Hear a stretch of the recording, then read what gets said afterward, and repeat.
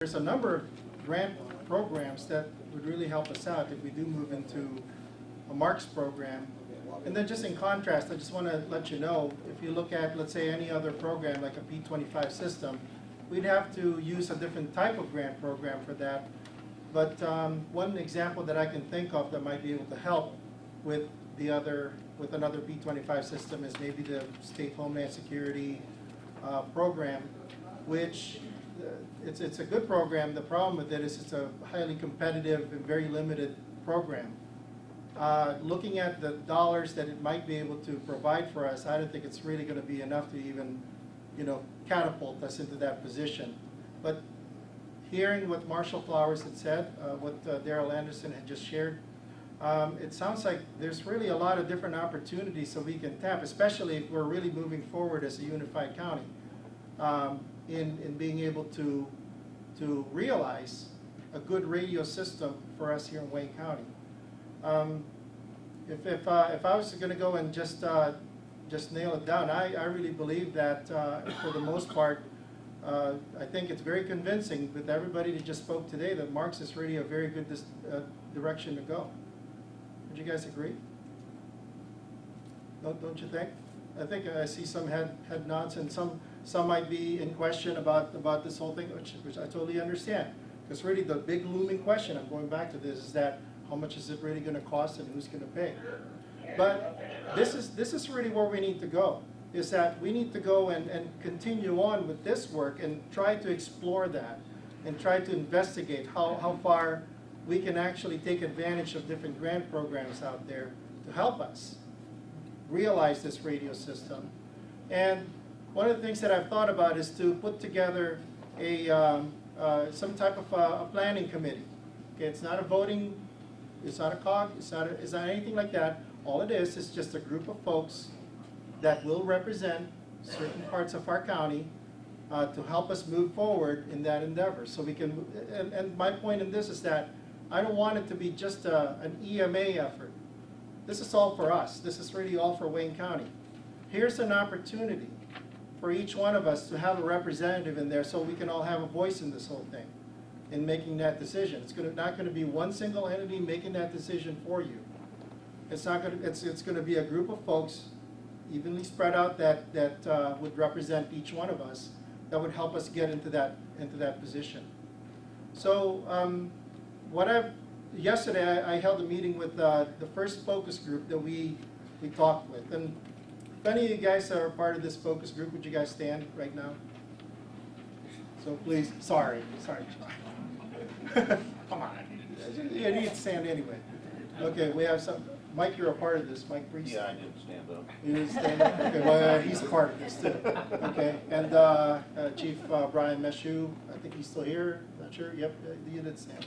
Okay, so but anyway, these folks, when we first started, we kind of looked at a nice cross section of our county. Well, we picked out people that would represent a city, would represent a small fire department, a small police department, the sheriff's office, to kind of give us a good feel for what our radio systems are really lacking today, and be able to relay that message to mission critical partners. And what I wanted to do is take that same cross section and be able to kind of put together that team to help us march forward. And there's a number of things that this group can actually be doing. I mean, number one is actually being able to identify all the funding sources and what that really means for us as a county once this whole project's put together and all the funding programs considered. How much is that really going to cost? That's when we're going to find out the true cost of this system. And then number two, there will be other things like how many other agencies can we identify that we can include in this whole radio project.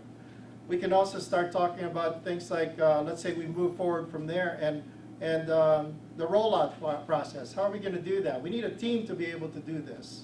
But again, it's not just going to be an EMA effort. I'd like it to be a cross-section of different folks representing the entire county that would help us march that forward. So, if you have any questions, does anybody have any questions? Yes, sir. I'm sorry. I just sounds great, and I like where we're going. It sounds like it have a lot of different options that, so I'm representing Apple Creek, I'm the assistant chief down there, and we have a lot of unknowns right now. Dispatch, I know this is not about dispatch, but we have to think about that as a small department. Looking at that, where are we going to go? We stay with dispatch, 8,500, are they going away? Wherever we go. But we have to look at that. That's going to be an added cost. Then we have these radios. It's all, you know, you got to have a system, but you got to have some money to pay for it. You know, Marshall Flowers said we can get grants, and all that's good, but 5 years down the road or 10 years down the road, is the money still going to be there? Do we have enough money to pay for them to start with? You know, some departments have 30 radios, some departments have 45. And this is old, and I'm probably going to catch holy heck for it, but you know, we have tax money, maybe raise the sales tax. We talked about that before. I got shot down, but I'm going to bring it up again. Maybe to have a radio system to make it work, you know, it's like you got to have some money to make it fun. And, you know, Chief Delpa Post, he's not here, I probably shouldn't be saying his name, but he was in favor that the county should really kick in this. We have the money from the gambling funds coming in. You know, is there something we can do that the county can help us out to make this work and keep it going? Maybe, you know, 10 years down the road, or 5-10 years down the road, what's it going to cost us? I mean, I'm just throwing it out there.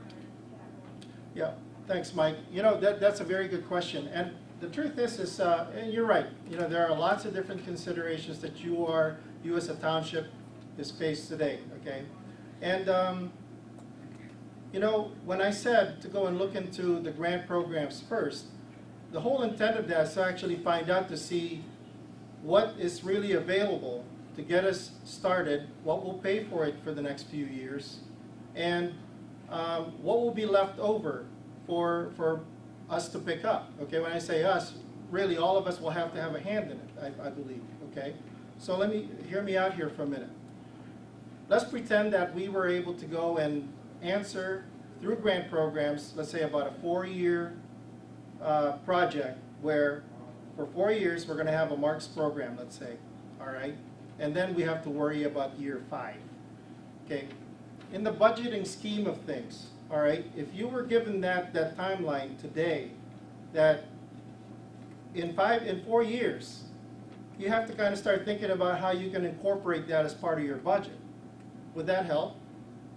These are things that, you know, it's kind of hard to think of it, you know, as a big picture right now, because, you know, we're looking at one of the slides in here that said, you know, 4.8 million for a Marks program. It's a big number, it really is.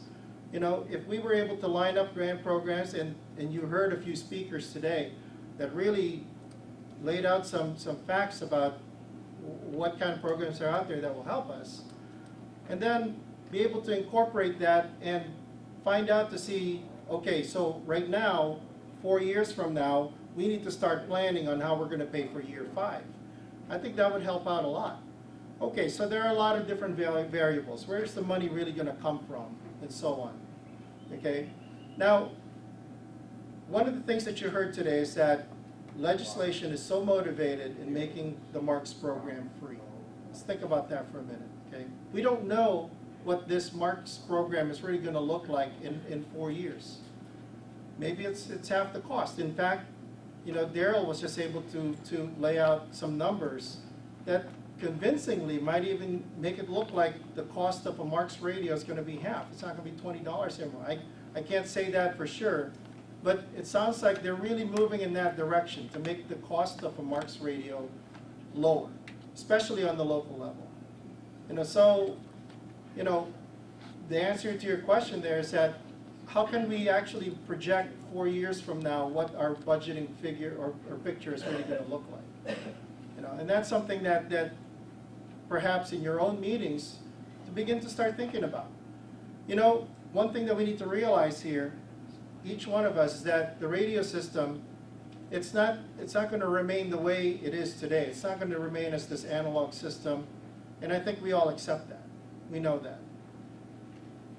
But we need to move forward into a system that we know that we can grow with, that we know that it's going to last more than 10, 15, or even 20 years down the road, and that and those things actually come with a price tag. They cost money.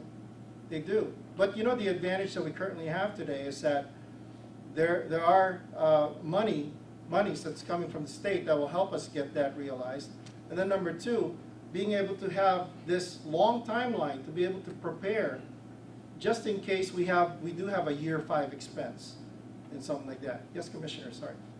I guess I do want to say that the commissioners, if the group is going to look at the P25 system, is going to look at the MARC system, that we have been looking, and there's maps behind it that I think you need to show that are behind that.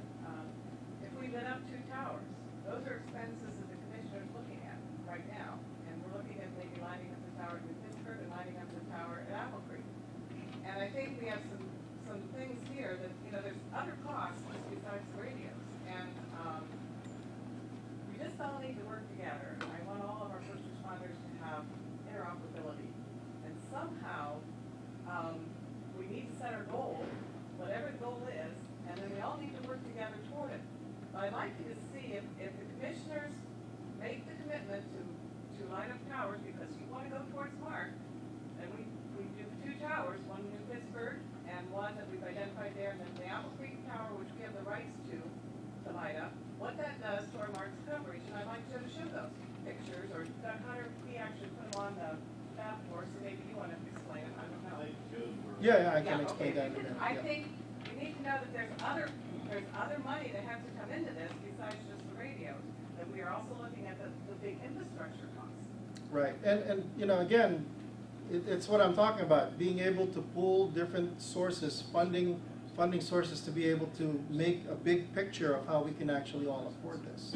That's what I'm talking about. Individually, it's hard to do, but I think as an entire county, we can make that happen. What Commissioner Obrecht was talking about was a couple of tower sites that we're looking at. I think Darrell alluded to this. There's a tower site currently in Apple Creek and one in New Pittsburgh. They're both, Apple Creek is being used for something, I think for one of the cell towers, but New Pittsburgh is not being used for anything today. And we've asked Marks to put together a map for us, a projected map on how the coverage would look like in building. We're talking about only in building. If you see an in-building coverage, you know that if you're outside the building, it's going to be better than this. Okay, so let's just realize that just by adding those 2 towers, you know, that instantly we've actually addressed a lot of the areas, you know, down in the south. I've worked with our fire chiefs in the southern part of the county, and we all know that it's very problematic down there. Darrell had also mentioned that there are towers in the Holmes County side that would also help in that effort. So I guess what I'm saying is that, you know, here's an example of towers being put up, improved coverage, but then at the same time, Darrell had mentioned that by us putting together these towers for MARCs, it would also translate into user fees. That's the other part of it. That's just one more thing.